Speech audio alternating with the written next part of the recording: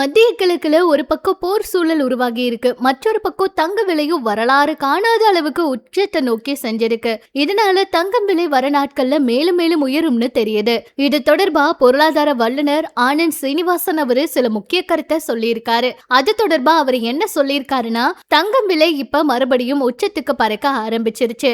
மத்திய கிழக்குல ராக்கெட் விழுவதற்கு முன்னாடியே தங்கம் விலை ஏற ஆரம்பிச்சிருச்சு. போர் தொடரும் சூழல்ல தங்கம் விலை மேலும் மேலும் உயரும் அப்படின்னு தெரிய வந்திருக்கு. இதற்கிடையே தங்கம் விலை வரும் காலங்கள்ல எப்படி இருக்கும் அப்படிங்கறத பத்தி அவர் பேசும்போது, மக்கள் அனைவரும் ஆக்டிவ் மியூச்சுவல் ஃபண்டுகளை விட்டுட்டு தங்கம் பின்னால போயிட்டாங்க. ஆக்டிவ் மியூச்சுவல் ஃபண்டோட டர்ன் ஓவர் குறைஞ்சிருச்சு. விட்டதை பிடிக்கணும் அப்படிங்கிறதுக்காக செபி அவங்களுக்கு தங்கத்தை வாங்க அனுமதி கொடுத்திருக்காங்க. இவ்வளவு தூரம் தங்கம் உயரும்னு யாரும் எதிர்பார்க்கல.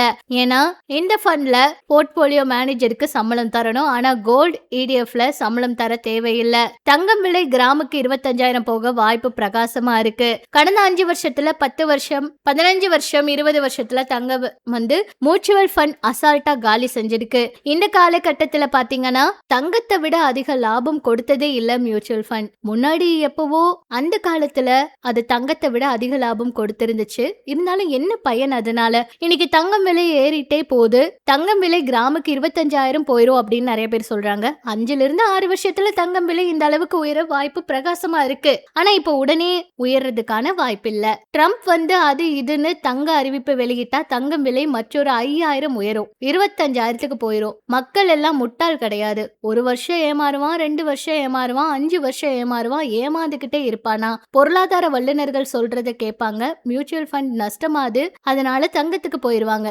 இதனால முதலீடு குறையுது. கண்டிப்பா இது மாறுறதுக்கான வாய்ப்பு இருக்கு அப்படிங்கிற மாதிரி சொல்லியிருக்காரு. என்ன நடக்க போகுதுன்னு பொறுத்திருந்து பார்க்கலாம்.